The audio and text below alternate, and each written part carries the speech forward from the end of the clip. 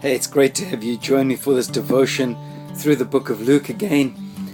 We've just been in chapter 5 this week, and at the end of this episode, in verse 11, we see that these disciples, these fishermen, became disciples by when they'd heard everything Jesus had taught, when they'd seen everything he'd done with telling them to cast off the net on the other side and this big catch of fish, and they were astonished, they were convicted. And then it says at the end of this whole episode, it says that they left their nets, they left their boats, and they followed Jesus. So when they concluded from what they'd heard Jesus say and what they'd seen Jesus do, they concluded that this was the Messiah, this was the Christ, and they followed him as their new rabbi, as their new leader.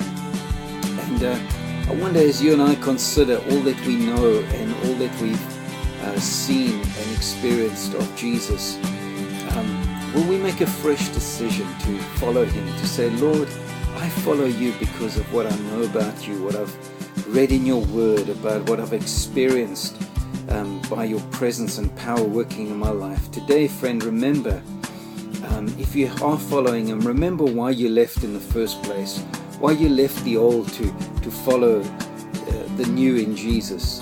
And if you've never followed him, and I want to encourage you today, make a decision to follow Jesus.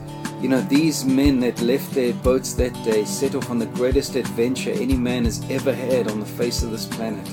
And you and I too, when we make that decision, we enter into our destiny, our purpose to follow Christ and become like him.